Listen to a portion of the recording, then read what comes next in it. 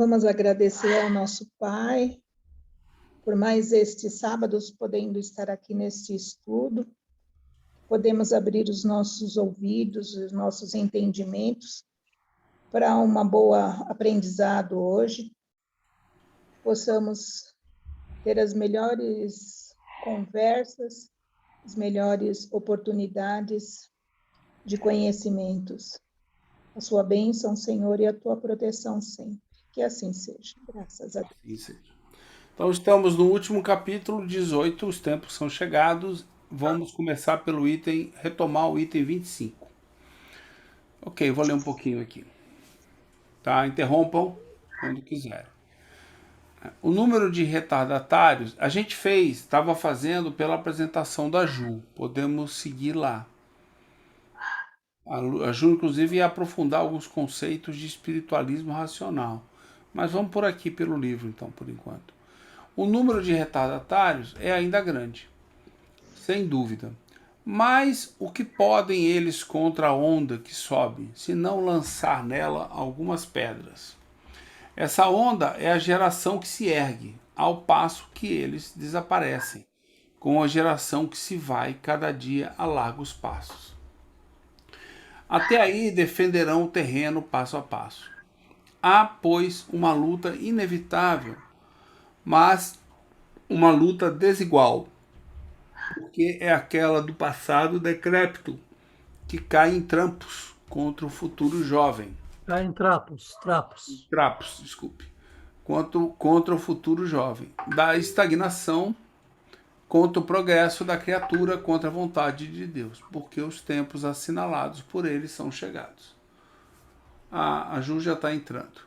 A gente ia começar nesse capítulo, a geração nova, justamente. O sempre destacar, né, que ele coloca o ele aí em letra maiúscula, né? A gente vai retomar nesse capítulo, a geração nova aqui. Bom, a Ju chegando, a gente abre o capítulo. Geração nova. Para que os homens sejam felizes sobre a terra, é preciso que ela seja povoada apenas por bons espíritos, encarnados e desencarnados, que só queiram o bem. É o caso agora, né? Só tem espírito aqui que quer o bem. Só você olhar para o seu Rony que vai ver que o cara que quer o bem de todo mundo, né? Não olhe para mim, não. Os que fazem o mal pelo mal e não são tocados pelo sentimento do bem, não sendo mais dignos da terra transformada, serão excluídos, porque trariam de novo a discórdia e a confusão e seriam um obstáculo ao progresso. Esses vão expiar seu endurecimento, uns em mundos inferiores, outro entre raças terrestres atrasadas, que serão o equivalente aos mundos inferiores, onde levarão seus conhecimentos adquiridos e que terão por missão fazê-los avançar. Serão substituídos por espíritos melhores, que farão reinar entre eles a justiça, a paz e a fraternidade.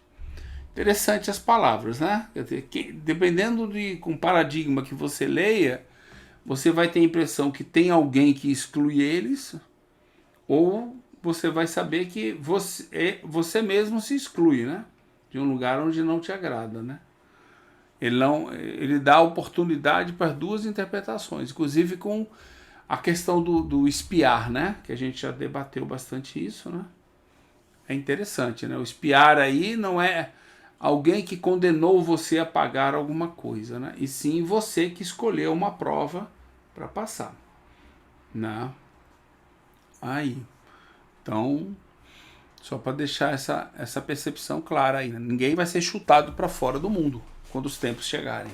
Você vai por sua vontade, porque você não se sente bem aqui e tal. A Terra, no dizer dos espíritos, nunca será transformada por um cataclismo que aniquilaria subitamente uma geração. A geração atual desaparecerá gradativamente e a nova lhe sucederá, do mesmo modo, sem que nada mude, a ordem natural das coisas. Tudo se passará exteriormente, como de hábito, com essa única diferença fundamental. pois uma parte dos espíritos que se encarnavam não mais encarnará. E uma criança que nasce, um lugar de um espírito atrasado e inclinado ao mal. Quem estará nascendo será um espírito mais avançado e inclinado do bem. Trata-se, pois, bem menos de uma nova geração corporal do que de uma nova geração de espíritos. Assim, aqueles que esperam a transformação ocorrer por efeitos sobrenaturais e maravilhosos vão se decepcionar. Tranquilo? O Satiro, Não fui... aqui ele fala então que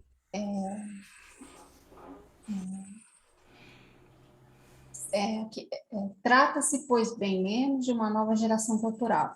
Então, essa geração nova é de espíritos melhores.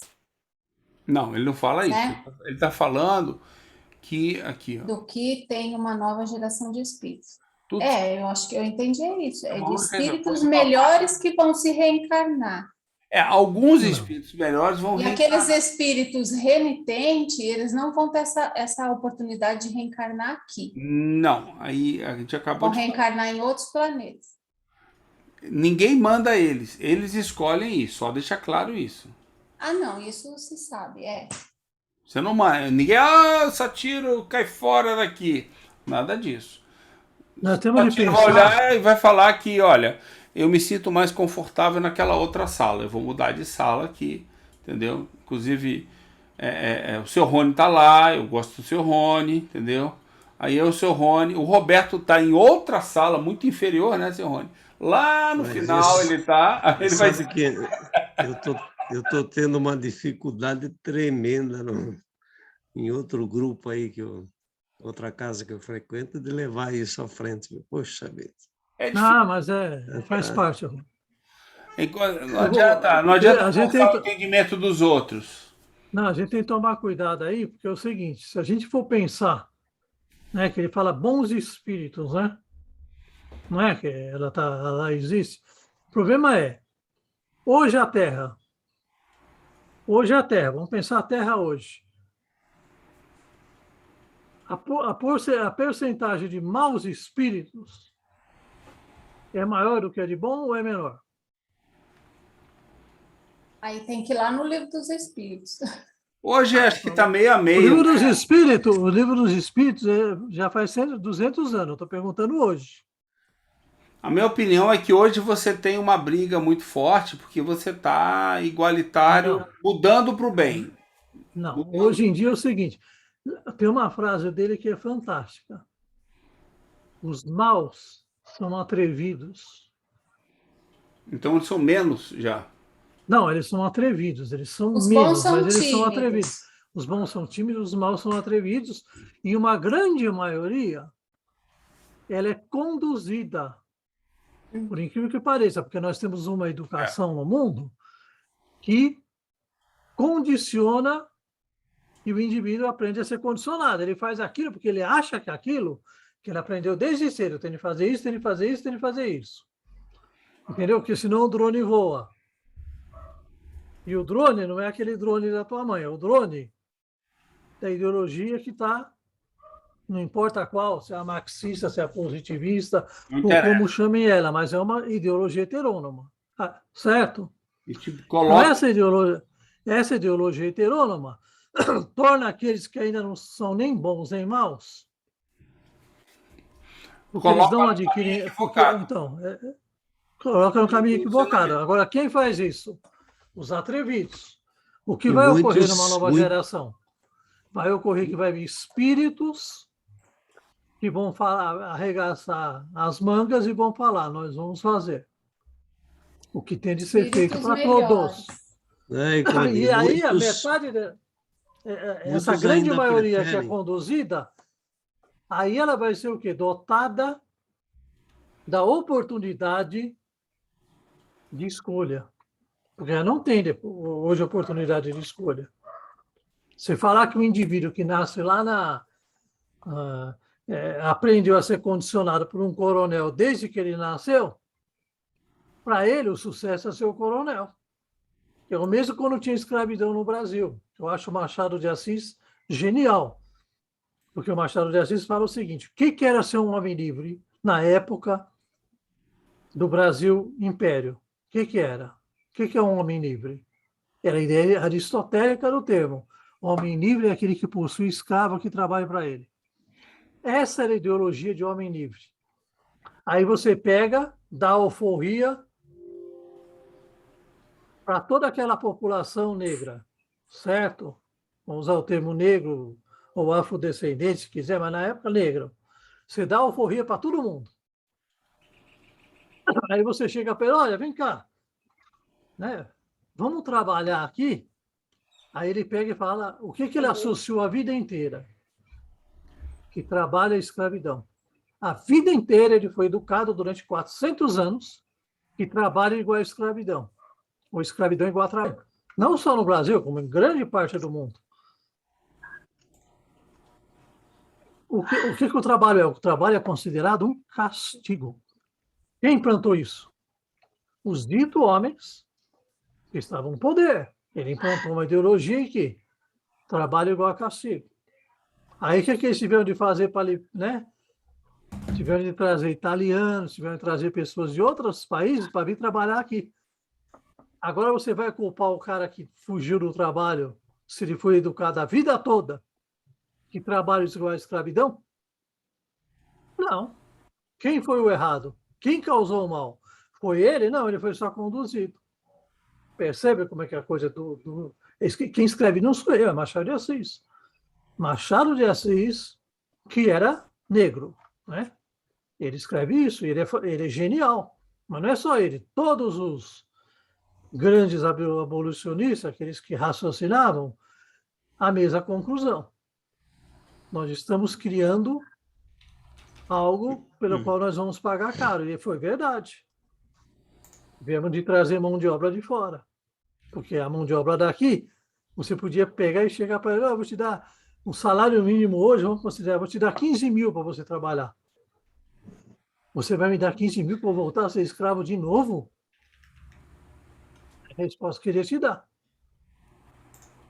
Então, o que vai ocorrer? Vai ocorrer uma oportunidade de cada coisa que vai surgir na humanidade no futuro, vai ser o quê? Vai ser dado o verdadeiro significado disso.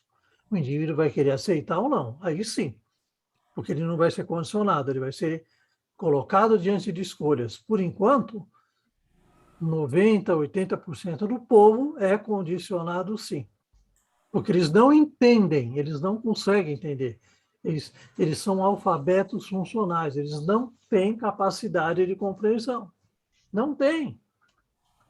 São conduzidos. Fulano fala, vai. É só você ver esses pastores enriquecendo por aí. Em todos os níveis da nossa sociedade, infelizmente, ocorre isso. Não importa qual a ideologia, é toda heterônoma.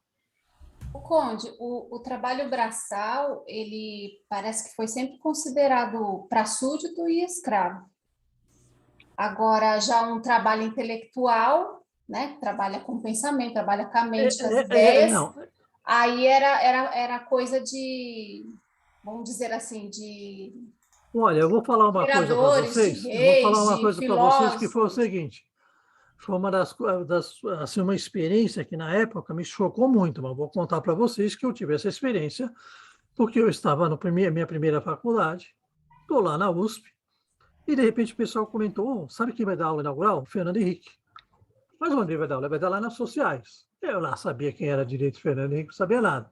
Só que eu desci para as sociais para assistir a aula inaugural, que seria para toda a Faculdade de Filosofia, Letras e Ciências Humanas. Todo mundo foi lá para assistir o Fernando Henrique. Era uma palestra que ia ser, a aula inaugural ia ser de tarde.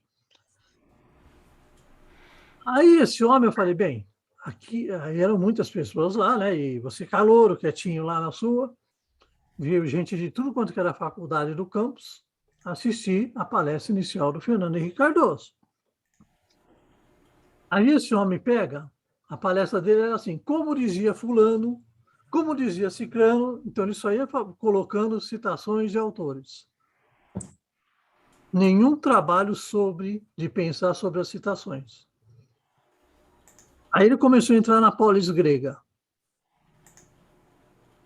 Aí, num determinado momento, um aluno lá na multidão pegou e pediu a palavra e fez uma pergunta para ele. Mas então o senhor considera o trabalho braçal algo negativo? A resposta dele me fez nunca mais pensar nesse homem como... Na época eu estava muito sensível, criou um asco, entendeu? Por causa da resposta dele. Eu até perguntei para o cara do lado, eu falei, se eu não estou entendendo, ou eu entendi a resposta dele. A resposta dele foi o seguinte: se você considera uma empregada doméstica, se você considera um torneiro mecânico, se você considera um sapateiro, se você considera um mecânico, um ser humano, nós estamos com um problema de interpretações. Meu Deus. Foi assim, nesse tom. Pesou, hein? O nosso problema é de interpretações distintas.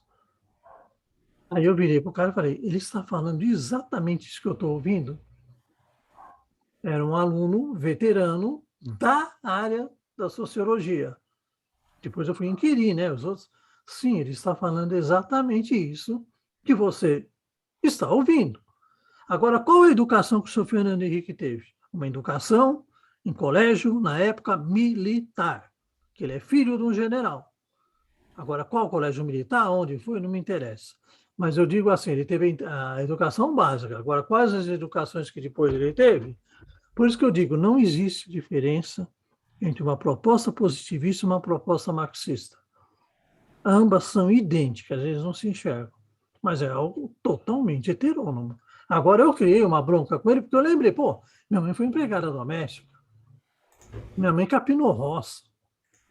Como é que ele vem dizer agora que minha mãe não é um ser humano?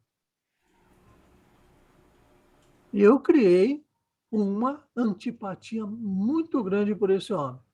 Foi muito difícil livrar dessa sensação de mal querer para ele por muito tempo. Foi.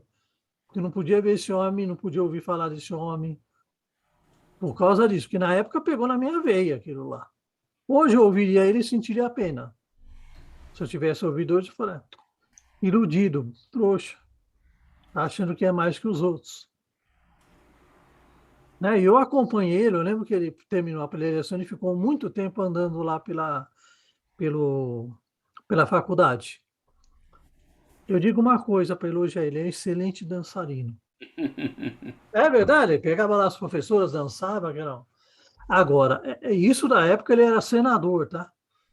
Ele foi senador suplente, depois ele conseguiu o Senado, que não me lembro o que aconteceu, que ele foi. Mas é assim. Então, isso é uma interpretação. Agora, veja, se um homem dito intelectual, que na época era incensado pelos jornais, pela imprensa, revela isso e depois ele vai governar o país, então nós imaginamos quem são as pessoas que estão no comando desse país desde sempre. Qual é a ideologia deles? A ideologia deles é o seguinte: eu me sinto incomodado de andar do lado de empregada doméstica. Vamos lá. Eu me sinto incomodado disso e daquele, entendeu? Isso daí. Agora, e o resto do povo? O que o resto do povo acha que é sucesso? Sucesso é ser Fernando Henrique. Entendeu? Quem que ensina isso? A gente desde pequenininho. Sucesso é ser Fernando Henrique. Agora tem uns exemplos contrários que estão aí cheios, né? Eu acho que tem um aspecto. Para mim, tudo é trabalho. Eu acho que é isso que eu ia falar. Trabalho. Todo trabalho é uma oportunidade que a gente tem. E um depende do outro. Não, vê bem, a gente está aqui para quê? Para passar pelas vicissitudes, para aprender, para evoluir. Eu não preciso estar numa universidade para aprender. Eu não preciso nem entrar numa escola para aprender. Entendeu? Eu posso aprender no meio da roça, trabalhando com minha mãe, com meu pai, de várias maneiras. Só uma coisa, viu? Só uma coisa, Satiro. Tem uma coisa que eu tenho de contar, porque é bem dizer, alguém depois me falou lá, também ali, né? Porque eu fui falar, não é possível que esse homem falou isso. Aí um dos alunos mais conhecidos lá, que já estava se formando na área, virou e falou assim, não, ele foi jogar uma farpa num professor daqui da universidade, cuja mãe era empregada doméstica. Não, então é o Então ele idiota. foi... Comprovou Não, que é ele o foi, idiota. mas independente de ter sido isso não minimiza o fato dele ter dado uma aula inaugural para alunos cru, alunos vindo de todas as situações das classes sociais, e falar uma besteira dessa. Se É. ele queria jogar uma farpa para o professor, ele fizesse na rodinha de professores. Agora, se ele jogou isso como uma farpa, né? Eu até esqueci o nome do Eu acho que professor lá. o fato específico aí é o seguinte, é o que eu estou te falando. A gente vem para cá para trabalhar e para aprender e para evoluir. E eu não sou mais porque nessa vida eu sou presidente, ou sou governador, ou sou Não, milionário. ele não era nem isso, entendeu? E outra, ele não Não, era eu estou senador, ele falando estava genérico. senador. Sim, mas eu estou falando Sim, genérico, entendi. não estou falando desse caso. Então, assim, isso não interessa o país que eu vivo, aonde eu nasci. Você vai dizer assim, não, os melhores espíritos nascem na Europa. Daqui a pouco vai dizer isso. Não existe isso. Não, tem, mas tem. Tem. Não, Tem estou um falando, médium não. que fala. Tem um médium Para que fala espírita, estou coisas falando assim aqui. para espírita, Conde. Para espírita, ou Não, seja, mas o cara é espírita, é um médium espírita, considerado papinha aqui. então, Fala besteira desse tipo, mas entendeu? o espiritismo não mostra esse caminho, entendeu? Não. Não é esse caminho de exclusivismo, de privilégio. Isso não existe, entendeu? Eu acho assim, Sati, só que eu acho que é o seguinte, as pessoas são condicionadas a fazerem coisas por questão de sobrevivência que elas não gostariam de fazer. E isso que vai ocorrer na geração nova é que tu não vai ser obrigado. Você vai escolher por livre e espontânea vontade. Eu não sei, sabe? Eu não tenho. E para Assim, escolher, eu insisto nisso, para escolher tem que ter alternativa. Se a gente tem Não, todo vai um ter. sistema Você vai ter heterônomo, como é alternativa. que você vai escolher? Então, você vai ter alternativa. é, O que vai amiga, só ocorrer que no Tem que ter no futuro alternativa. é porque a gente fica com essa história de degredo, vai ser para o planeta, isso que esses, Não, entre eu aspas, entendi espíritas o que ele dizem. disse aqui, a geração nova é de espíritos melhores. Sim, Espíritos espíritos melhores vão melhores. encarnar. pois é, Mas espíritos melhor, mas melhores. melhor não é superior. E melhor não é um cara que não vem com uma moral E heterônoma, outra. que está se E o evoluindo. melhor, eu já fui peneirado aqui, não é espírito que vem de Não, e fora. você ser condicionado não te. Tá na erraticidade, né? Tem que ver. Não, Espírito não, não, encarnado e não. desencarnado. Não podemos pensar nisso, Laís. A gente tem que pensar o seguinte: o melhor é esse que para quem ele está escrevendo na época, que vai se melhorar e vai chegar. Ele não está dizendo espíritos melhores são. E tem uma passagem que ele vai falar: quando você muda o comando de um exército, você torna todos os subordinados melhores. Não me lembro onde que tem essa passagem, qual obra dele, mas se não me engano está até na Gênesis. Ele cita lá, você mudou o comando e você vai criar homens melhores a partir disso.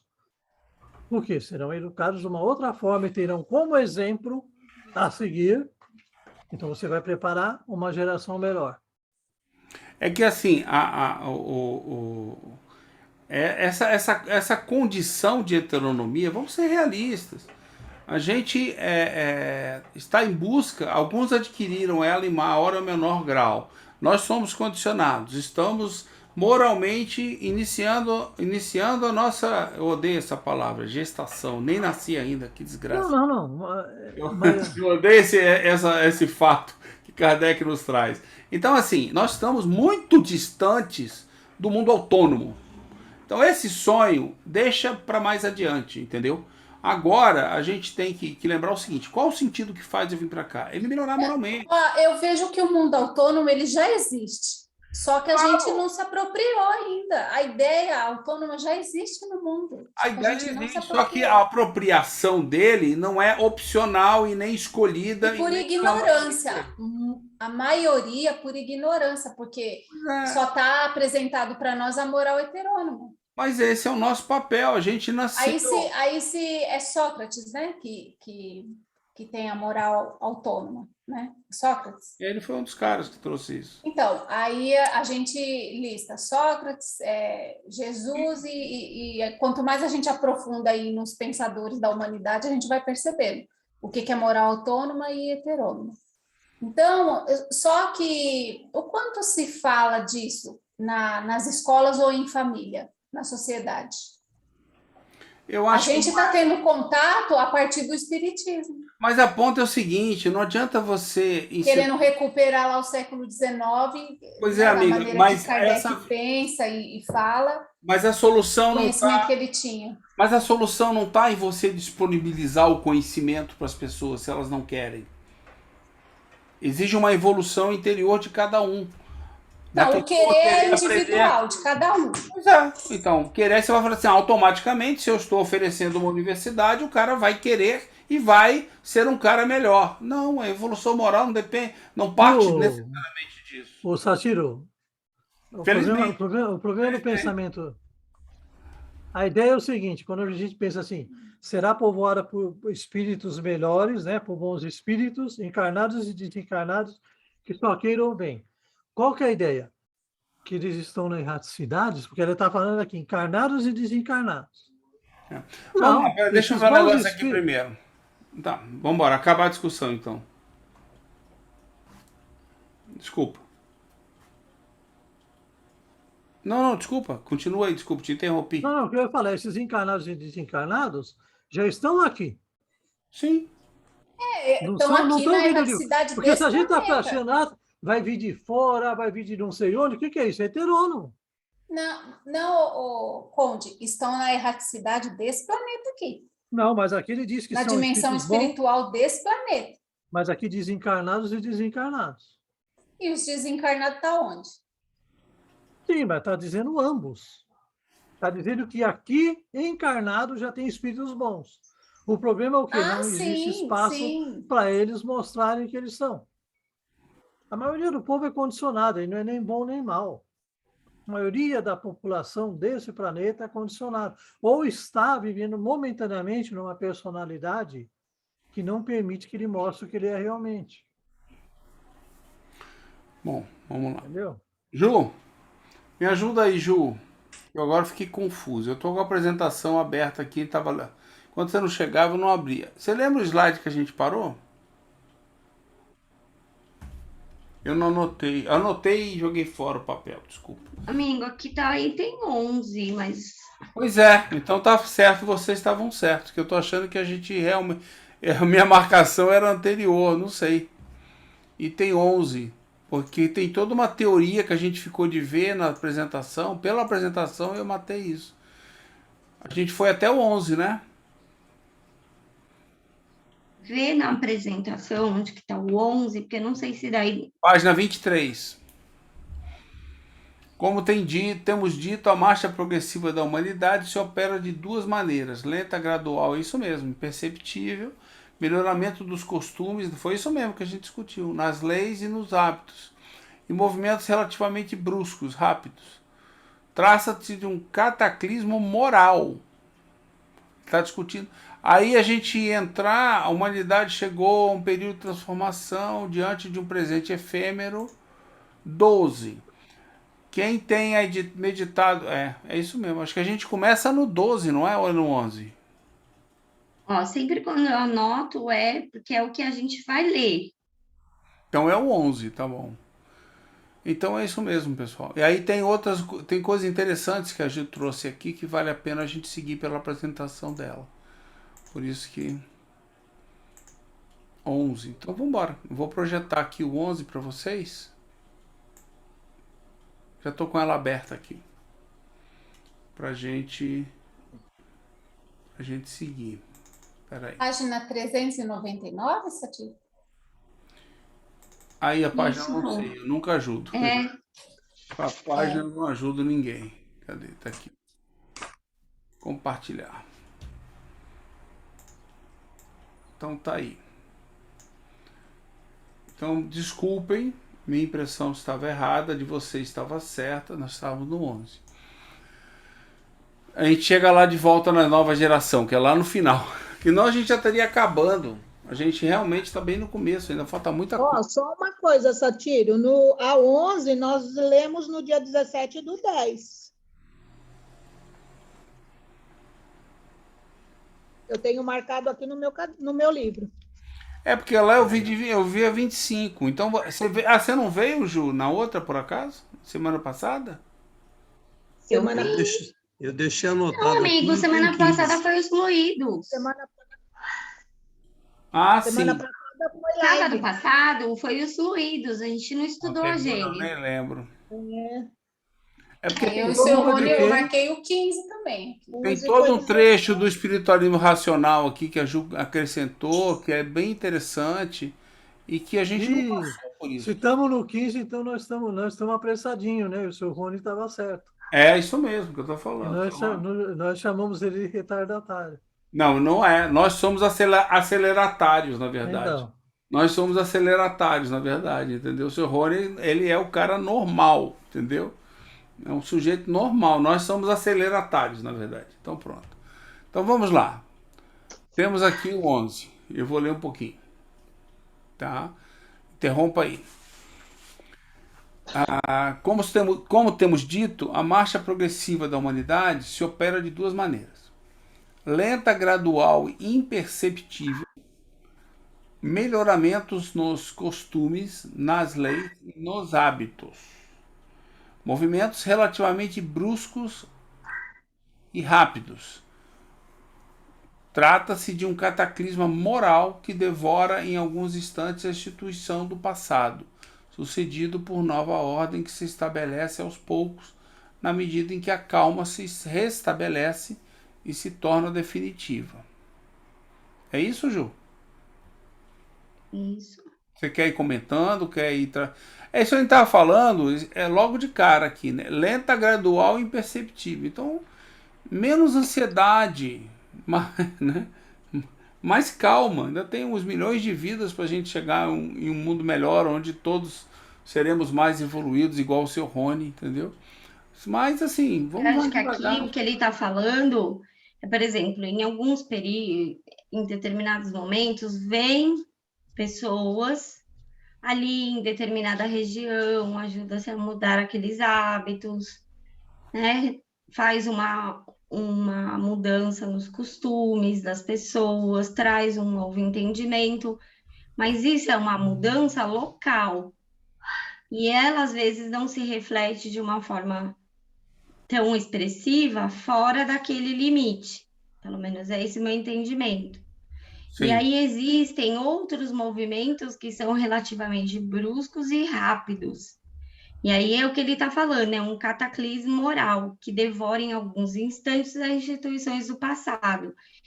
Então, quando a gente percebe que todo esse entendimento que não só o espiritismo traz, né, mas isso vem sendo construído, um novo entendimento de Deus, da alma, da individualidade, né, e do futuro,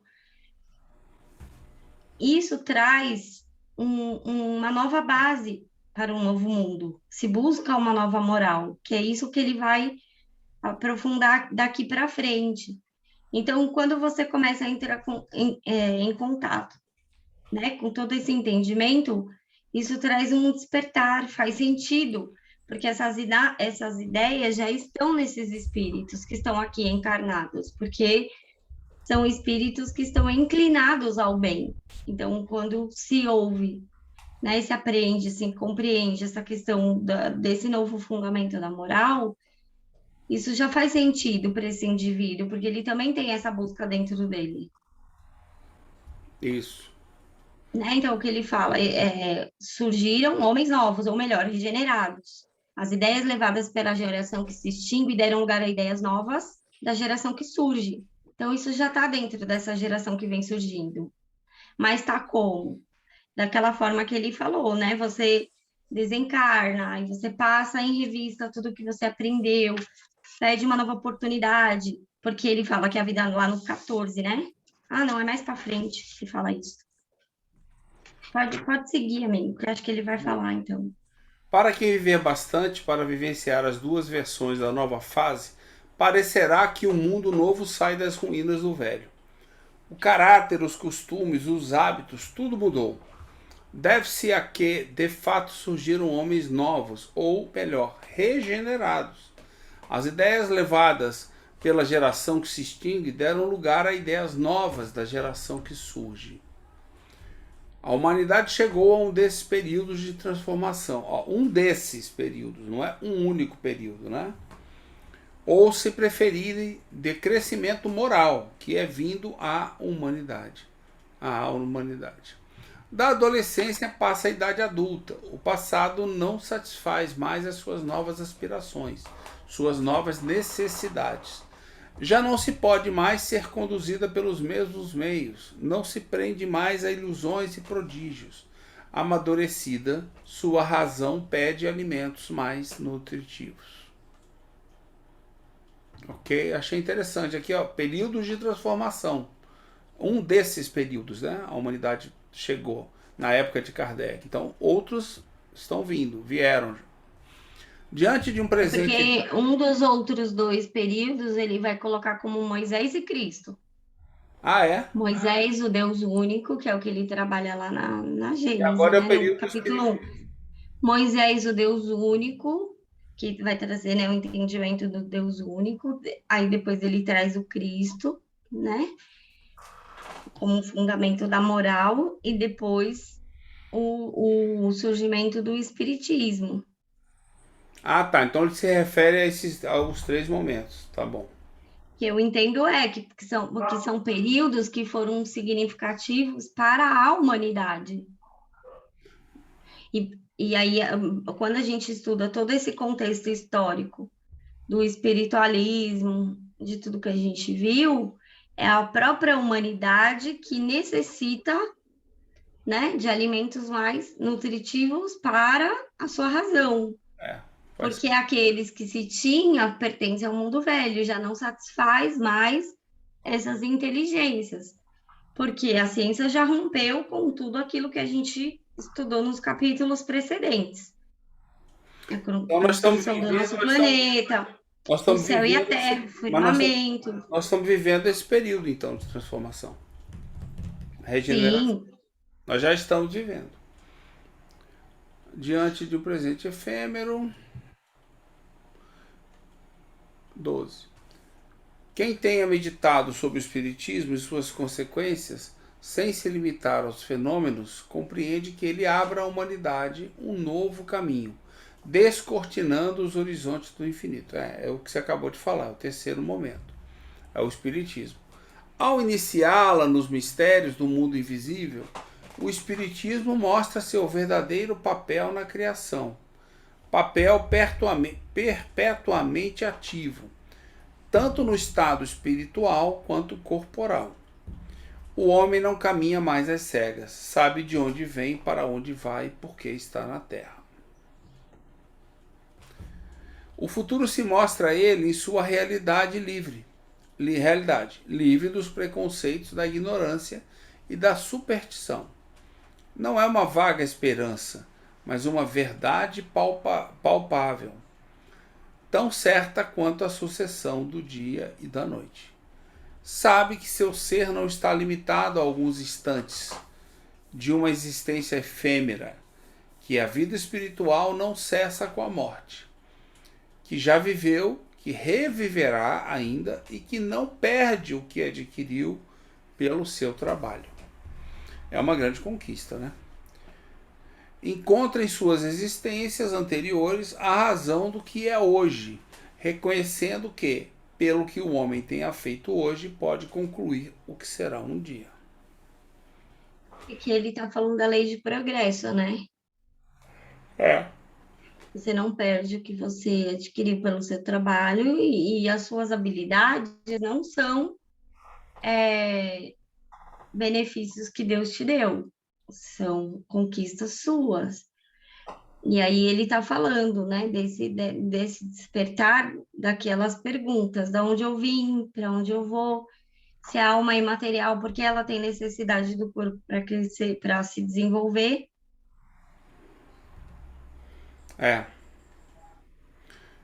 Vamos lá. 13.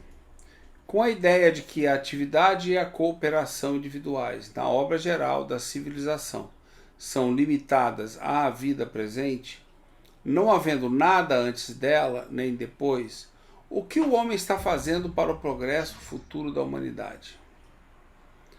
Que lhe importa os povos serem melhor governados, mais felizes, mais esclarecidos, melhores uns com os outros?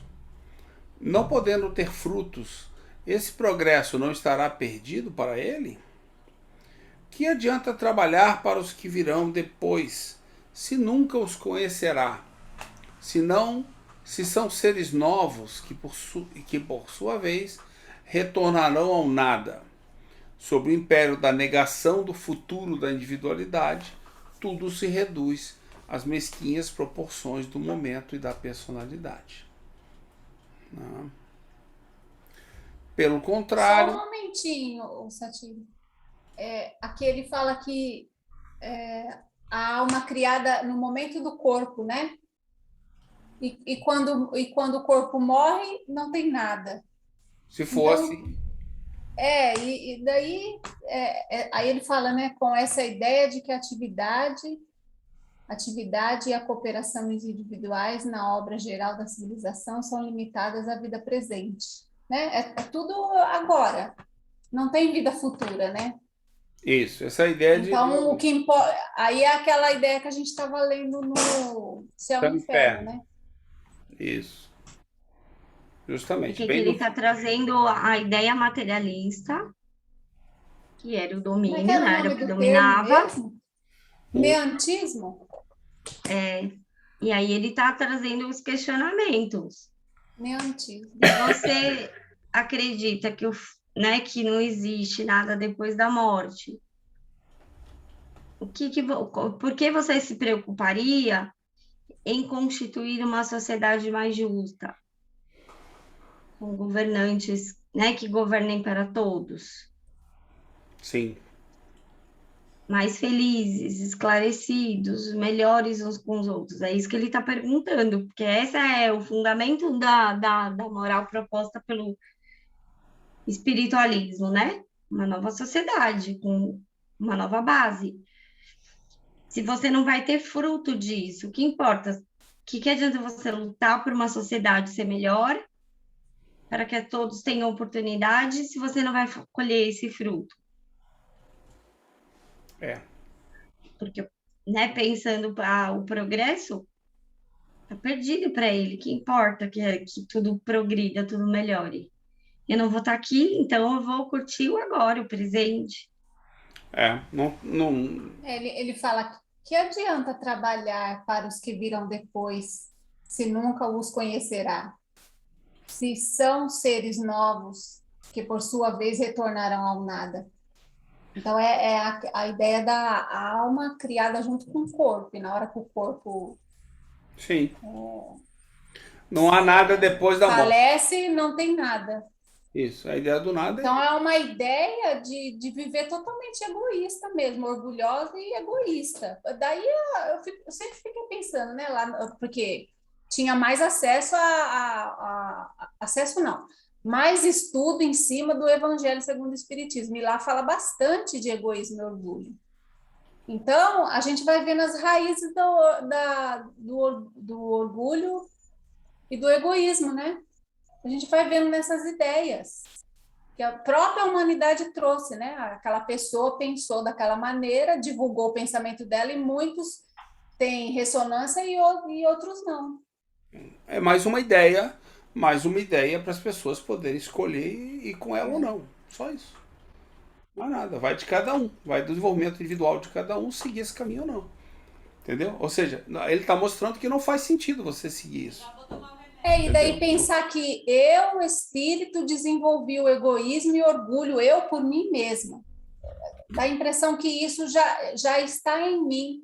E não é, né? A gente desenvolve isso. Sim. Não, orgulho e egoísmo, com certeza, são vícios que são desenvolvidos dentro daquela questão da teoria moral que a gente tem falado. Isso aí você não nasce com orgulho e egoísmo. Ninguém nasce orgulhoso e egoísta.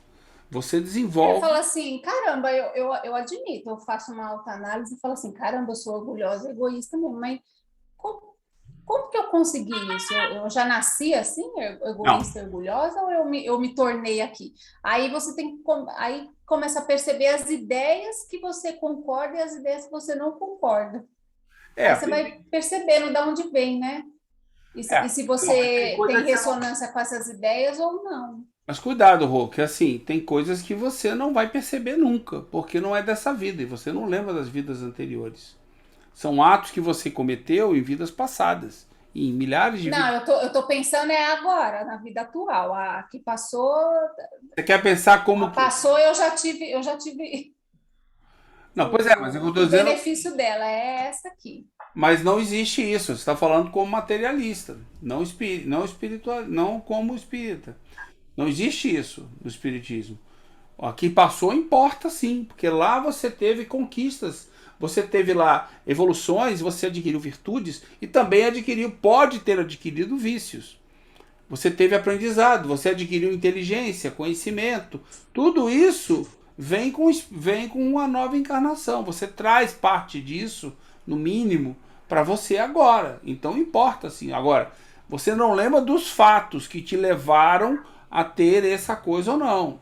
Entende? Isso É você não porque lembra. eu simples e ignorante, eu não tenho nem orgulho, nem vaidade, nem egoísmo. Mas isso foi há milhares de vidas atrás. Você há muito Né? tempo. Eu acabei tendo escolhas egoístas, orgulhosas É e essas nas minhas vidas, né? Mas você vamos supor pode. assim, nessa vida eu estou tendo consciência de que são ideias que de maneira, digo, não sei se isso, mas de maneira inconsciente eu tive contato com ela e eu tive ressonância. Eu falei assim, não, eu também penso assim. É um pensamento egoísta? É, mas eu também penso assim. É uma coisa que o Paulo Agora a falou gente pode, tipo, não, eu concordo com o seu pensamento, mas eu nem sei que o seu pensamento é egoísta. Eu nem Pois é, sei. você tem que entender o seguinte: o que te torna, o que te leva para um caminho do vício não é o fato de você agir dessa maneira, é o fato de você ter a compreensão exata e conseguir escolher o caminho que você quer. Então existem, a Ju já me deu uns exemplos muito bons, ajuda aí, Ju. Existem situações onde você é condicionada pela sociedade a agir de forma, digamos, egoísta, entendeu? Então você pode não estar pensando no que você está fazendo e você está sendo egoísta. Naquele ato você não se desenvolveu ainda. A sua moral não se desenvolveu. Então você não adquiriu um vício. Só dá para adquirir um vício, uma virtude, quando você é consciente das suas escolhas. Então cuidado. Primeiro alerta que eu te dou. Segundo, a gente tende ao bem, a gente tende a fazer a coisa certa. Apesar dos atos errados que nos ajudam a aprender, a gente não se torna egoísta porque fez meia dúzia de atos errados naquele É lado. porque as leis Não naturais, seja elas não tão são dura, egoístas, né? não seja tão dura consigo mesmo, porque você pode não ter adquirido um vício ainda. Você pode estar errando como todos nós estamos errando. Entendeu? O mundo não necessariamente não é um mundo egoísta ou orgulhoso, e é onde todo mundo se tornou egoísta e orgulhoso. Não sei, acho que não. Acho que todo mundo está aprendendo, está errando, mas está errando conscientemente? A pergunta é. Essa é a minha questão. A gente tem uma atitude egoísta, orgulhosa. Será que eu sei que eu estou tendo uma atitude Você, na hora que você, orgulhosa e egoísta? na hora que você percebe que tomou uma atitude dessa, cabe a você refletir e saber se você está compreendendo o que você está fazendo. Mas vai ter horas que você talvez não tenha consciência. Você acha que é normal fazer dessa maneira. Aí você vai lá, sabe? Você vai lá e acha normal aquilo e age daquela maneira. Por exemplo, você não se deu consciente ainda. Ajuda aí, Ju. É isso? Mas assim, abre o microfone, porque a gente aqui é inferior. Não consegue. Hoje eu ainda estou em câmera lenta, gente. Então tá. Antes de você desenvolver o egoísmo, você começa a desenvolver o orgulho. Porque você olha as suas habilidades, as suas capacidades, você pensa assim: ah, eu mereço mais porque eu faço tal coisa. E aí você começa a querer o melhor para si. E aí o processo nosso, né? Nem todos desenvolvem o orgulho, o egoísmo. Então, quando eu vejo em mim uma habilidade, eu uso ela para compartilhar, para somar. E a gente vê isso nas famílias, Nas pessoas, de forma geral. nas pessoas, né? Ah, Então, às vezes, numa empresa. Quando que isso se instaurou? Essa relação de competição, em eu olhar o outro e não ter esse pensamento racional. Vou pegar o meu exemplo, vamos supor, trabalhar num lugar que tem 10 psicólogas, eu não posso estabelecer com elas uma relação de competição. E eu achar que eu sou melhor que todas elas e que eu mereço o melhor salário, que eu mereço o melhor cargo.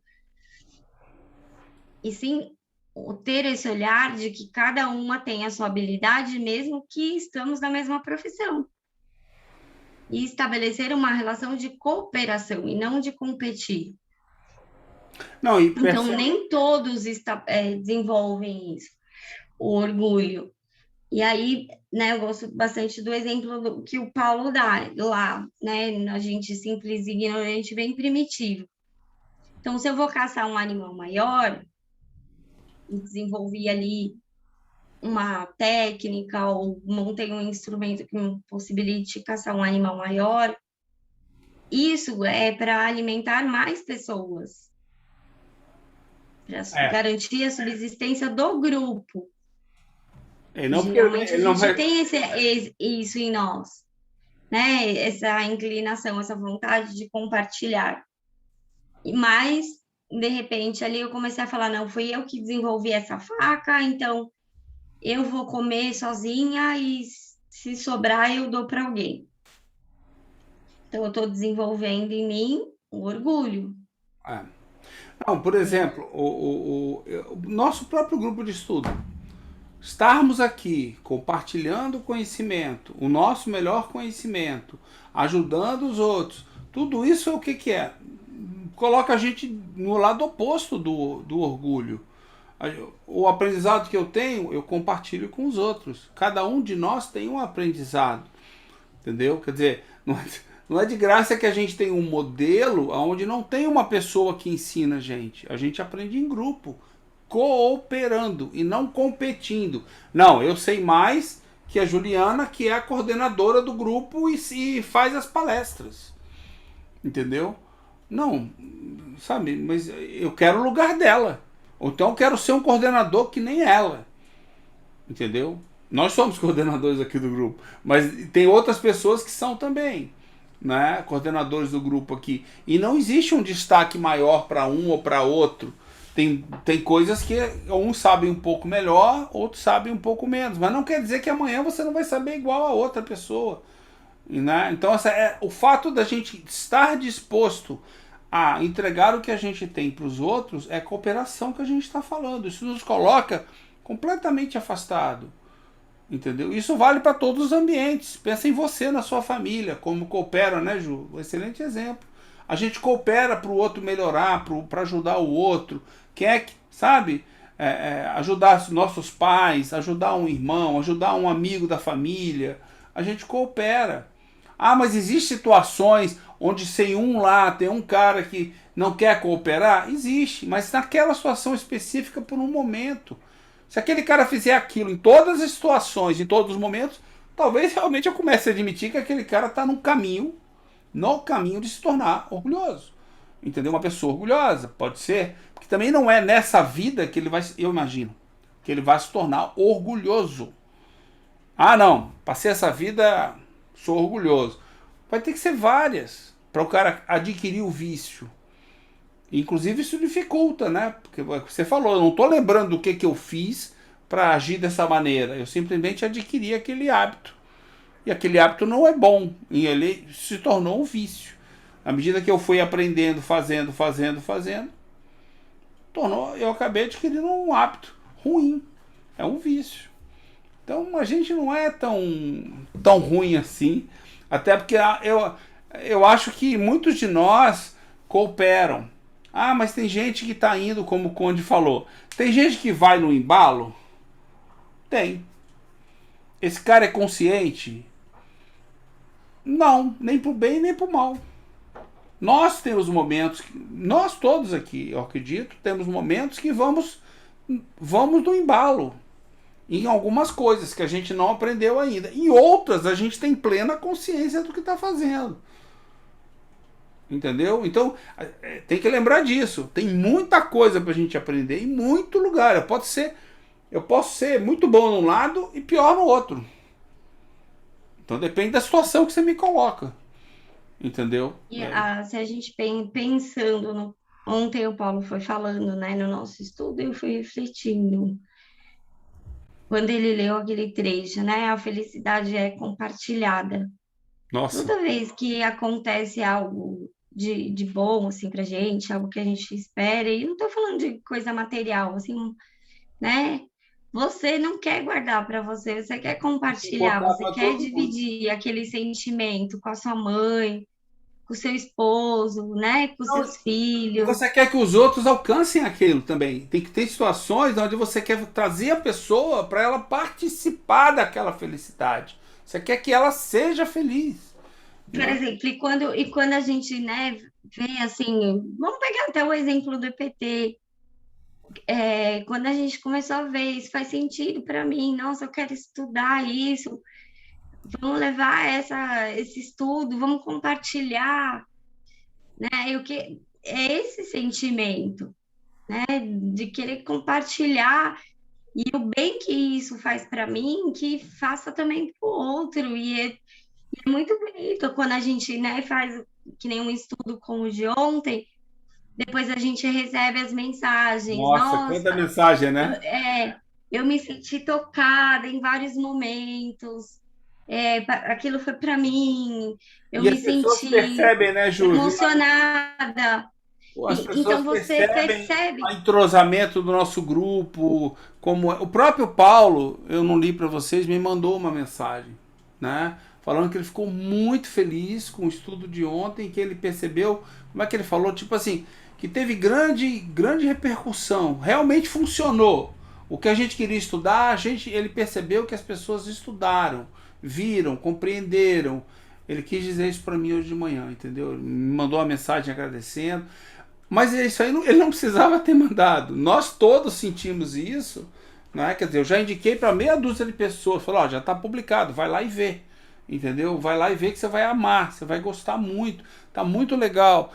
Mas não foi o Paulo que fez isso, foi o nosso grupo. O Paulo não começou nem falando, ele começou respondendo perguntas e questionando, entendeu? Ele não fez uma palestra. Eu achei incrível isso. O cara ficou 3 horas respondendo perguntas. Você fala assim, pô, mas vai ter pergunta para 3 horas? Entendeu? Teve. Todo mundo trouxe. E eu fiquei entusiasmado porque, assim, poxa, o pessoal realmente está fazendo pergunta, né, Ju? Sensível. Pergunta não básica. Eu fiquei impressionado que não veio pergunta muito básica de fluido. Eu achei que vai cair tudo para fluido. Não, veio uma ou duas, ele respondeu e o pessoal seguiu adiante, entendeu? Que a gente já teve evento, né? Que a gente ficou metade do evento com o Paulo falando sobre fluido. Já tive evento com o Paulo assim. Paciência. Falei, bom, se for para ser assim, mas não foi. As pessoas estudaram, participaram, vieram com outro intuito, entenderam como é organizado. Isso é cooperação. Não tem orgulho aí no meio. É o que ele fala, né? Não tem como a gente estudar um trabalho que Kardec, né? Quantos anos ele foi magnetizador antes de ser espírita, né? E que ele estudou durante tantos anos e a gente passar todo esse entendimento do estudo do Paulo, nosso, do grupo, em 1, 2, 3 horas, né? Mas acho que o principal, aquilo que nos coloca numa condição de ser humano, de ajudar o outro, independente de estar com a mão, né, imposta. Isso. Às vezes até um sorriso é uma A forma hora de eu certa, ajudar né? a outra pessoa, né?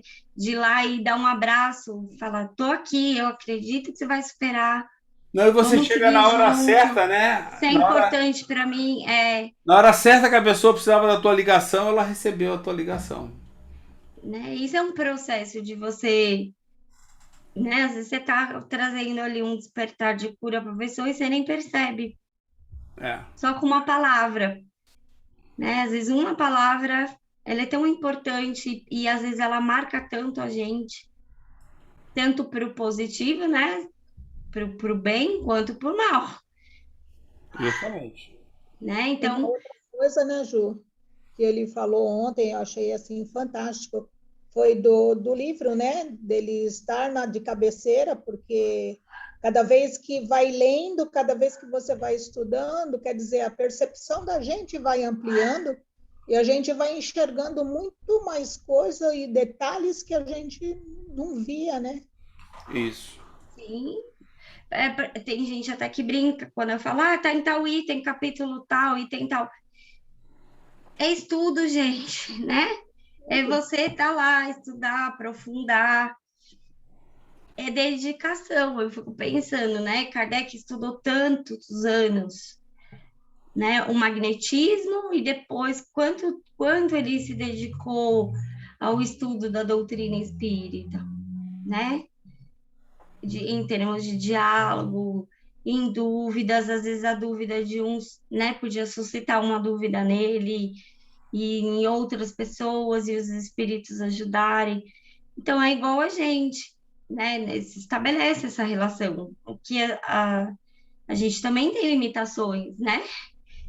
Então um ajuda o outro no entendimento, no conhecimento, e a gente vai somando, e isso traz um sentimento de felicidade, né? De pertencimento, de se sentir à vontade. Às vezes ali eu vi, teve pessoas que falaram até, né, de coisas particulares da vida ali e se sentiram acolhidos, né? Se sentiram à vontade para dar o seu depoimento e o depoimento de um às vezes, né, fortalece o outro. Puxa, ela enfrentou, ela passou, ele passou.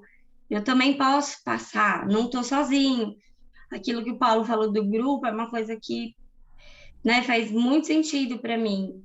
Você se inspirar em pessoas que passaram situações difíceis, igual a que você está passando, e você vê que é possível superar.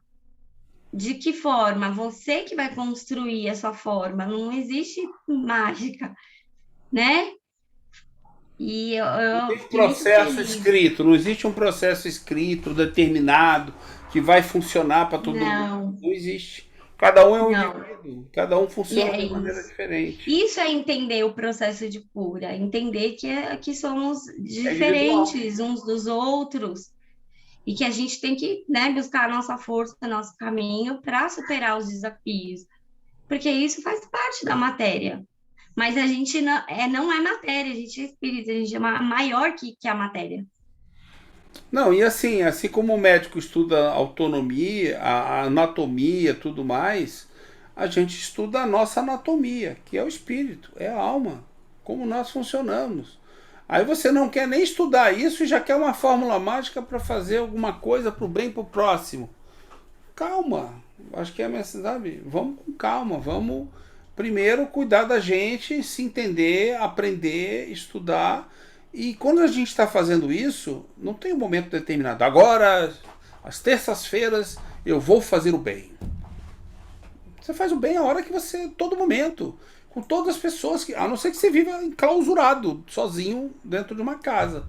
Senão não tem jeito. Na hora que você vai na padaria, você tem uma oportunidade ali de fazer o bem, de dar um sorriso para uma pessoa, de conversar com a pessoa no balcão. Quando você liga para o seu filho, a mesma coisa. Quando você convive com a sua esposa, a mesma coisa. Quando você liga para um amigo seu, quando você vai na rua comprar um legume, uma verdura, mesma coisa.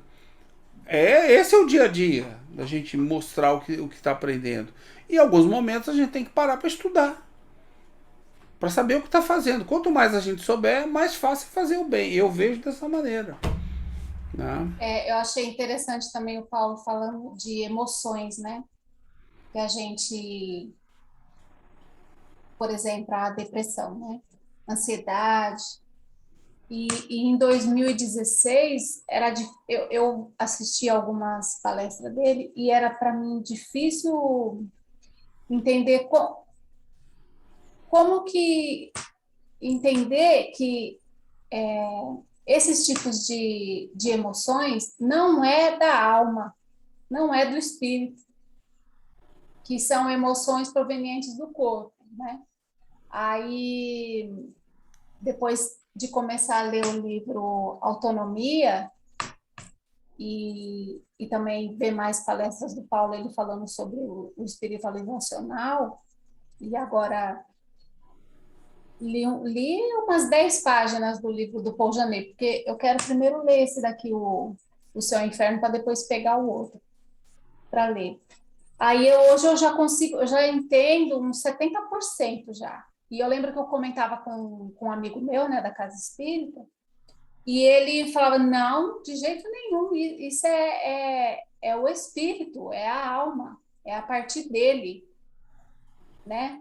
Porque é tudo a partir do espírito, a partir da alma. E eu ficava na dúvida e ele falava assim, não, isso não é do corpo, não.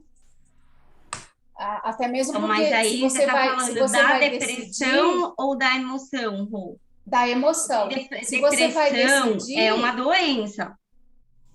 É uma As forma de emoções pensar. são outra coisa. Medo, raiva, tristeza, alegria e nojo são do corpo. São do corpo. Mas a depressão, ela está e a associada. ansiedade, que aí o Paulo Então, falou em questão os hormonais, né? então tem a questão Efeitos orgânica, químicos. mas também isso é originado no pensamento do espírito. Aí a depressão, as doenças. Então, mas daí se você começa a ver que esse tipo de emoção, se você pensar diferente, se você sintonizar diferente, e você entender que é do seu corpo, que você consegue sair daquela situação. Então, mas Você aí se a gente tem que pensar assim, descondicionar. ó, o medo é fisiológico. E aí o que o Paulo estava falando ontem? No sentido que ele falou, brincou, vou dar uma receita para vocês.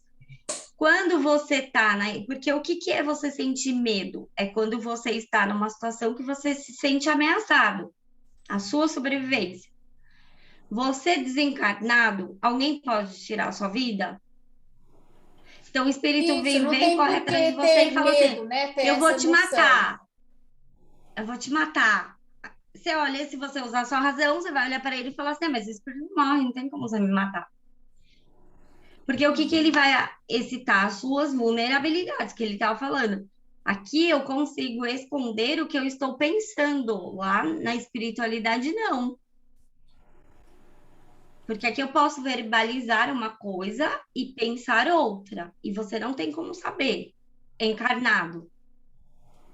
Agora, na espiritualidade, que é o que o Paulo estava falando, se um espírito vem e te ameaça, ele vai o quê? Trabalhar com as suas vulnerabilidades. Se ele te ameaça e você deixa que o medo te domine, você está trazendo uma emoção da sua memória, das questões que você viveu aqui, do medo, do corpo, e levando para a espiritualidade. E o medo, aqui, para nós, ele está associado à preservação. Mas antes de eu sentir o medo, ele passa pelo meu pensamento. Porque primeiro eu penso, depois eu vou sentir a Então, emoção. e esse medo dispara sensações no seu corpo. Sim. É hormonais e químicos, né? Hormonais é a mesma coisa. Então, eu até, nas minhas anotações aqui, Mas como que estou você, separando vamos supor, no meu como que você entendimento, né? domina o Separando. medo? Como você domina o medo? Pela Então, razão. sim, eu estou separando assim as emoções, né? Da vida animal, vida humana e a vida espiritual. Aí as emoções ela está na vida animal e na vida humana. Na vida espiritual já não. Então, mas não, porque, por exemplo, não é o medo que causa a depressão. Não está associada à emoção. Eu não sinto medo e o medo me gera uma depressão. É. É o meu pensamento, a interpretação que eu faço da situação, Da situação.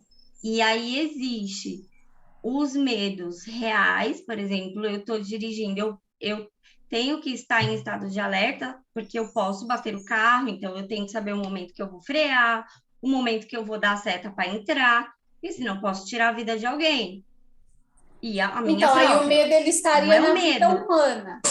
Na vida humana Então, mesmo. no Na vida corpo. animal e na vida humana. Só Na que vida os medos que espiritual, eu não. crio, porque aí a gente tem que pensar o medo real e o medo imaginário,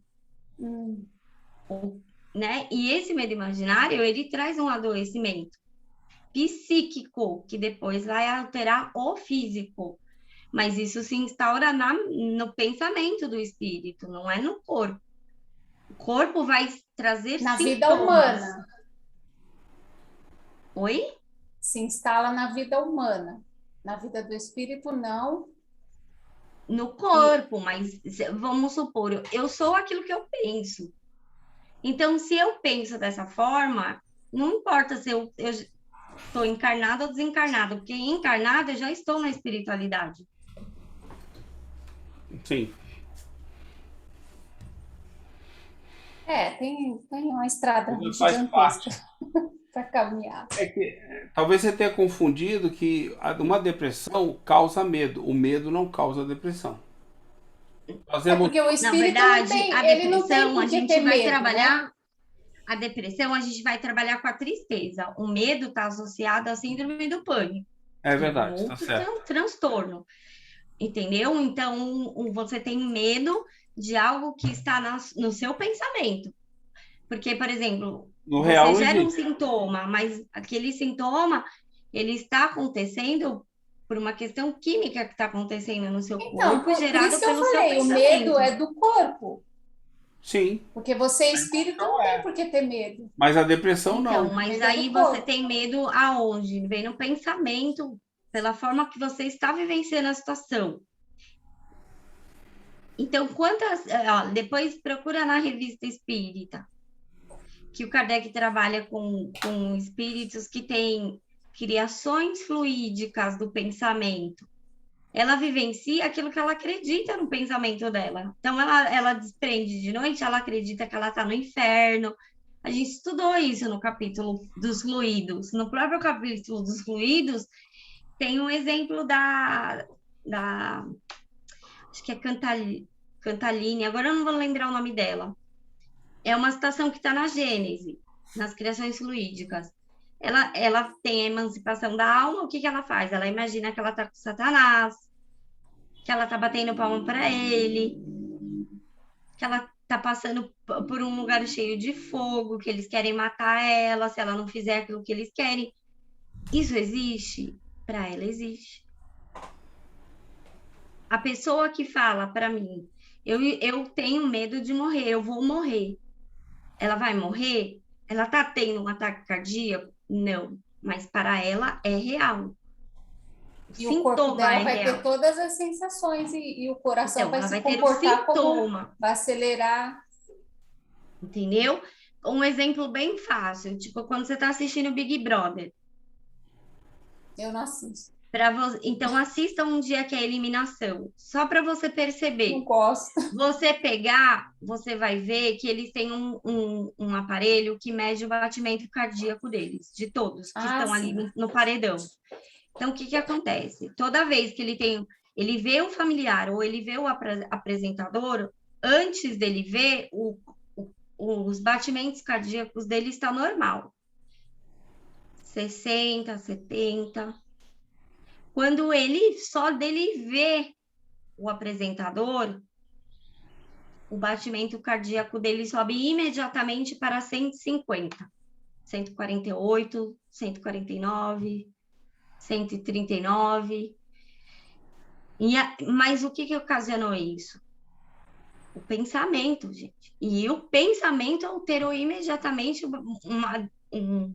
quimicamente o corpo que deu um sintoma.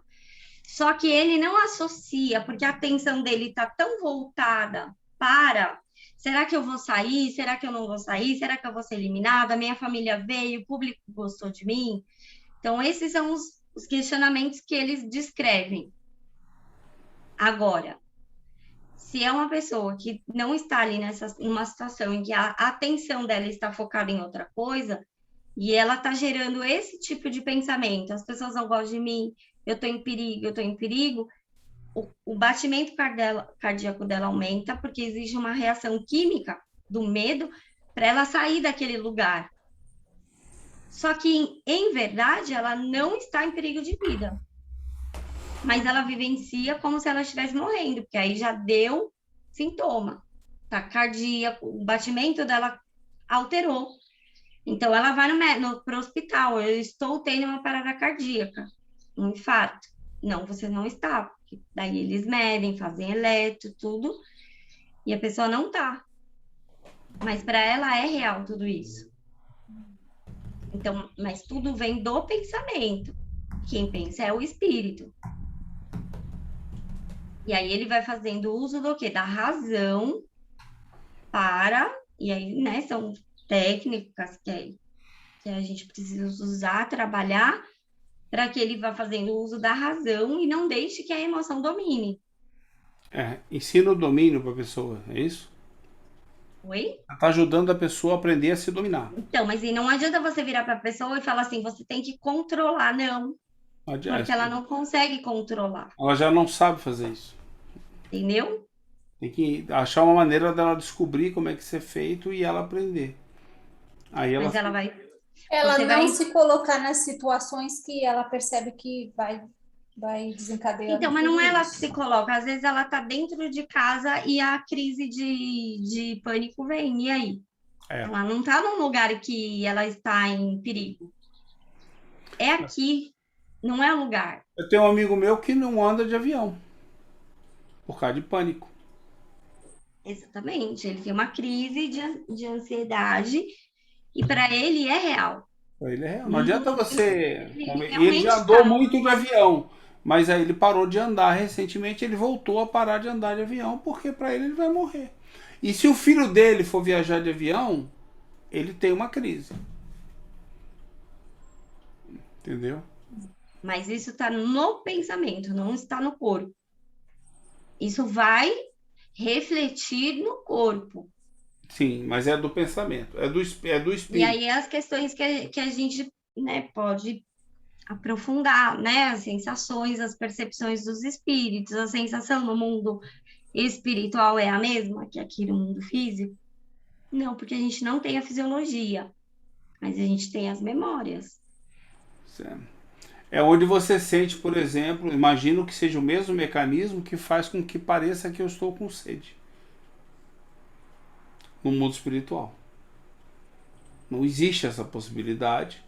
Porque lá Eu já penso bem num cafezinho, amigo, porque esse trem de ficar sem café lá na espiritualidade vai ser duro. Tá bom, então leva uma garrafa grandona de 2 litros. Só de você pensar naquele cafezinho preto, saindo aquela fumacinha, aquele cheiro, já não dá uma salivação, gente? Me passa seu endereço que eu vou te levar uma garrafa espiritual de café. Vai ser legal para Dedéu. 6 horas eu tomo um cafezinho, não tem problema, eu espero, eu aguento.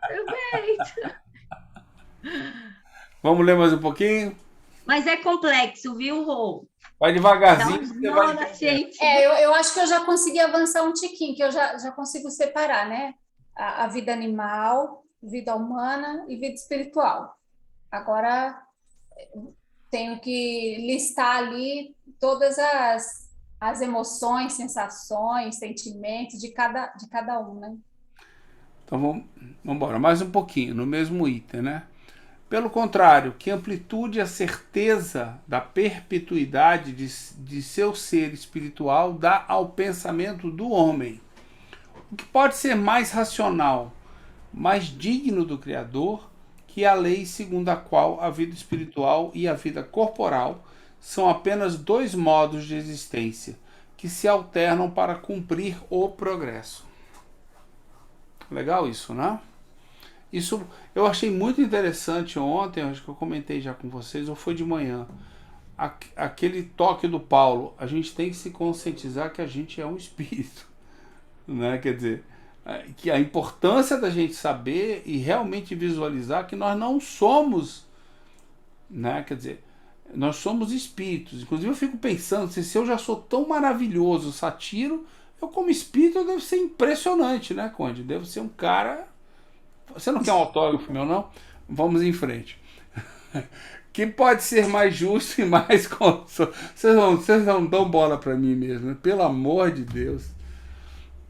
Que pode ser mais justo e mais consolador do que a ideia dos mesmos seres progredirem sem cessar. Primeiro, por meio de gerações no mesmo planeta, e em seguida de um mundo a outro até a perfeição, sem solução de continuidade. Dessa forma, todas as ações têm uma finalidade, porque, trabalhando por todos, trabalha-se para si próprio. E reciprocamente. De tal modo que o progresso individual e o progresso geral jamais serão improdutivos, pois servirão as individualidades e gerações do passado num patamar evolutivo mais alto. A gente vai e volta e deixa, e a gente volta para onde a gente deixou melhor. Todo mundo aproveita com isso. 14. A vida espiritual é a vida normal e eterna do espírito, e a encarnação é apenas uma forma temporária de sua existência. São as mesmas individualidades sob dois aspectos diferentes, pertencendo tanto ao mundo visível quanto ao invisível. Encontrando-se neste ou naquele mundo, contribuem para o mesmo objetivo, por meios apropriados a cada uma dessas situações. Dessa lei deriva a perpetuidade das relações entre os seres. A morte nunca os separa, nem põe fim a seus vínculos afetivos e deveres recíprocos. Advém daí a solidariedade de todos, para com um e de um com todos, e também a fraternidade. Legal isso, né? A perpetuidade Essa é a base. é uma lei, né?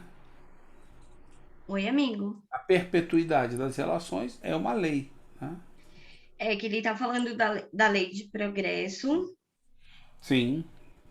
e aí ele está falando que da lei de progresso deriva o entendimento da perpetuidade das relações, porque nós encarnamos, desencarnamos, encarnamos, desencarnamos. E esses laços que a gente forma, né? Os laços de afeto, eles não se perdem com a morte. Então, existe uma perpetuidade naquilo que a gente constrói, né? Na relação com o outro. Porque esse livro vem exatamente depois do céu e inferno, né?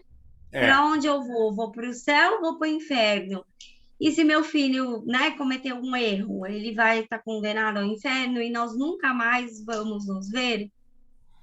O que Kardec está dizendo? Não, existe uma perpetuidade nessas relações. Sim. Né? Você está unido ao outro pelo pensamento, não é pela localidade. Perfeito. Né? Então, aí é o que. E aí ele está falando que a nossa vida normal é a vida espiritual. Que o tempo que a gente passa aqui é muito pouco perto ao tempo que a gente passa na espiritualidade. E aí ele vai trazer a chave de tudo isso. Porque quando a gente começa a compreender, né? Por isso que ele fala a gestação da moral. Porque quando a gente começa a perceber a lei de progresso, que a gente é um espírito que está progredindo, que a morte não existe. E que Deus, né? Precisa ser compreendido dentro dos seus atributos. E aquela desconstrução toda de um Deus que castiga, que se vinga, que tem privilegiados, que, né, o dia do juízo final, onde se vai restituir os corpos, e tudo aquilo que a gente veio estudando na Gênese. E aí, o que ele está falando aqui? Quando a gente começa a despertar para tudo isso, a gente está começando a despertar para a vida espiritual, para as questões espirituais, né? E sobrepondo a vida espiritual à material. Como? Fazendo as nossas escolhas com esse entendimento. Então, o bem que eu estou fazendo hoje, esse fruto que eu estou plantando hoje, ele vai se perpetuar. Essa geração, né, que talvez eu não veja crescer, não com esses olhos aqui dessa personalidade, mas em espírito, sim. Porque o laço está no pensamento, no afeto, no sentimento, não está no corpo. E aí é isso que faz nascer em nós, ele fala, a solidariedade e a fraternidade. E aí é onde, né, faz um link com tudo aquilo que ele estudou no Céu e Inferno, da felicidade ser coletiva, de todo uma preta, filho, de todos nós termos missões, de estarmos conectados, e quanto mais, né, eu vou compreendendo isso, eu vou tendo ações mais assertivas, só com meu filho, só com meu marido, com todos, né? Às vezes o grupo de estudo, quando eu falo assim, gente, eu fico pensando, eu sou a mãe do Eduardo, eu fico pensando quantas idas ele já teve, quantas mães ele já teve. Imagine assim, né, a responsabilidade, a confiança que elas tiveram em mim de eu ser mãe desse espírito. E o laço, né, que talvez nos une de afeto, de amizade, de solidariedade, de fraternidade. E, gente, não dá, quando a gente começa a pensar assim, não dá uma força, e fala, poxa, eu não tô sozinha nessa missão de ser mãe aqui do Eduardo. Quantas pessoas estão lá torcendo por mim? Para que eu consiga, né, ser uma boa mãe, possibilitar que ele desenvolva as capacidades dele, as virtudes dele enquanto espíritos, e não ficar presa, né? O meu filho é meu. Porque isso gera um apego. E isso, né? E aí eu vou estender isso para várias outras pessoas. O bem que eu quero para o meu filho, eu quero para o filho da vizinha, do outro. Percebe? Então, primeiro pela razão, né? Porque ele fala que a humanidade está madura, né?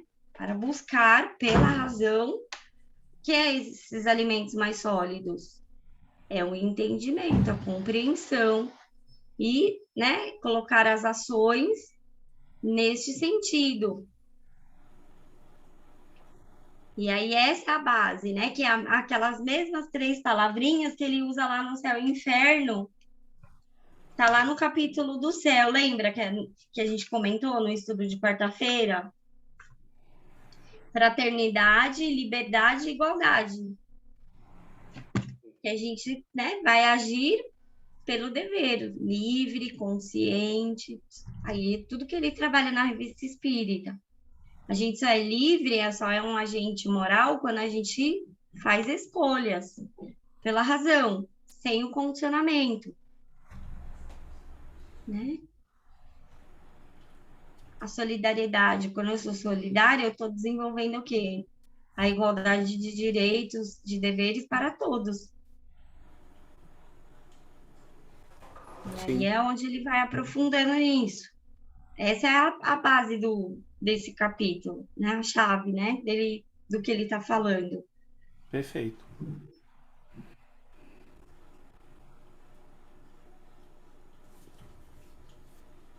Ok. Pode seguir.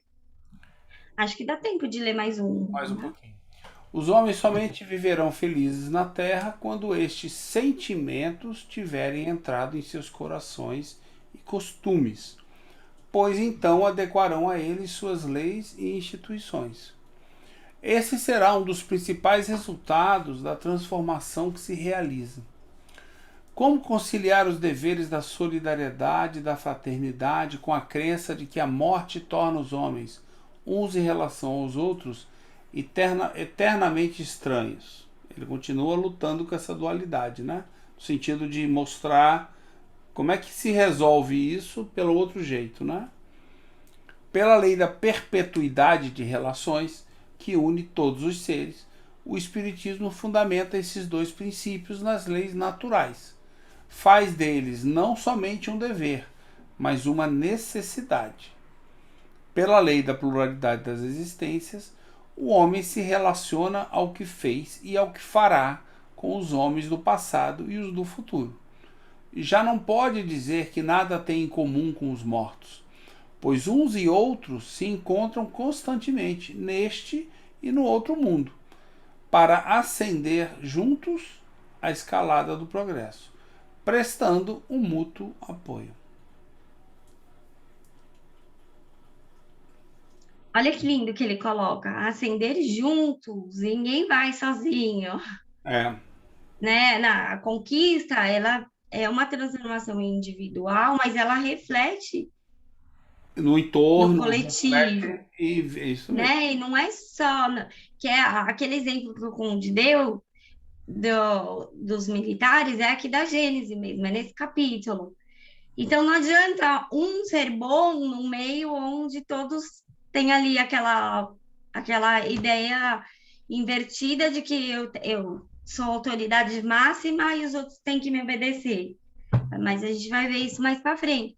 Então ali a mudança individual de cada um, que traz isso, né, essas ideias inatas dentro dele, essa inclinação ao bem, e o afastamento desses que pensam de uma maneira onde isso é consciente, ele já tem a capacidade, né, de fazer uso da razão, e mesmo assim ele não quer. Isso. E aí, né, ele está falando, a gente vai ascender juntos, essa mudança é coletiva, né, para a humanidade. Ele não está falando em termos locais, ele está falando da humanidade. Não, e não do é nosso verdade. planeta Terra. E se alguém que se atrase ou se adiante, isso não faz a menor diferença. Ninguém vai ser vedado porque se adiantou ou porque se atrasou. Todo mundo vai chegar lá, entendeu? E assim, e não chega lá, é outra coisa que a gente comentou aqui.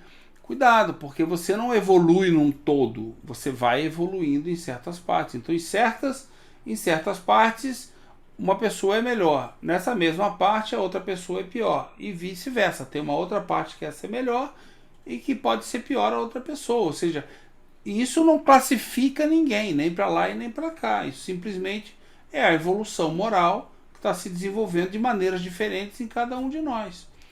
Ponto final. Quer dizer, não cabe avaliação, não cabe classificação, não cabe tipo, nada disso.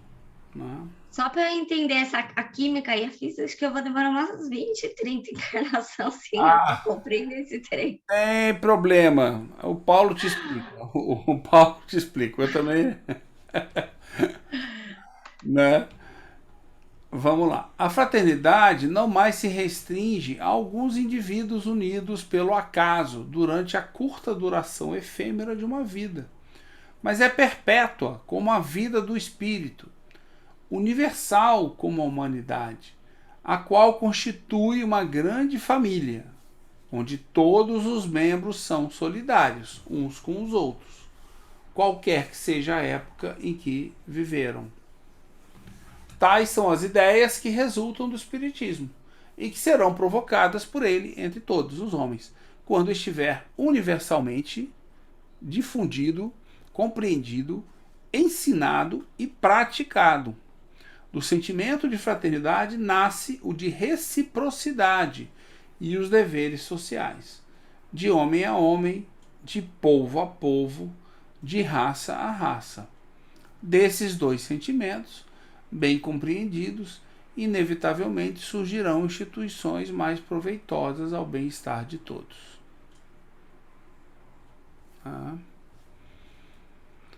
A grande família já aparece aqui, né?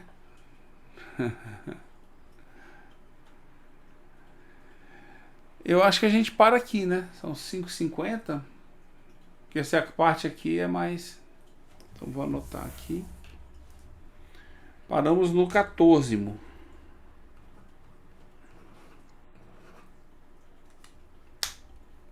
São 5h51. Ô, Satiro, você terminou de ler o 14? Terminemos. Sim. Tem aqui no slide. Tem mais alguma Terminou, coisa né? aí? Terminei. Tem Porque mais... aí, se você terminar, a gente começa já no 15, na É próxima. isso mesmo. Terminamos o 14. Aí Então, pode começa ter... no 15. Começa no 15. Eu vou anotar aqui. Semana que vem, deixa eu aproveitar esse último minuto, eu vou estar viajando. Então eu não sei ainda se eu vou estar na estrada de manhã ou de tarde. De qualquer maneira, de tarde é mais tranquilo se eu viajar, porque a Juliana pode abrir a turma. Pode, né, Ju?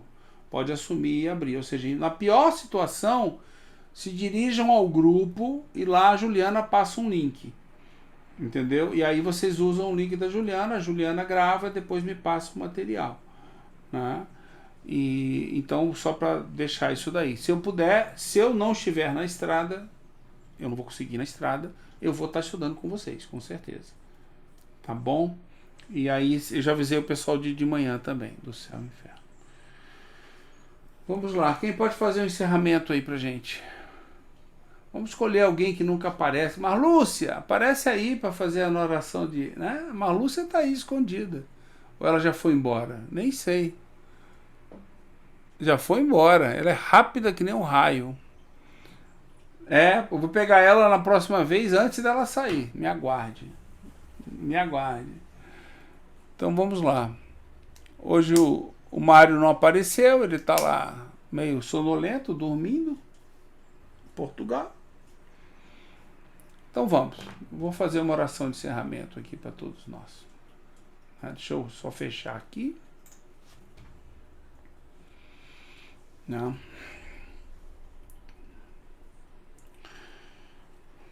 Deus, obrigado por mais essa oportunidade desse debate produtivo que nos ajuda a não só adquirir mais conhecimento, mas a concatenar as ideias, os conceitos que temos de formas novas, para que possamos ter nova visão e novos aprendizados, que são tão inúmeros, praticamente infinitos, mas que podemos assim escolher quais são os melhores.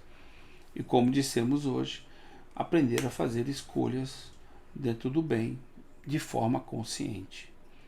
Né? Muito obrigado por toda essa oportunidade e conhecimento. Até o próximo estudo. Que assim seja. Obrigado a todos.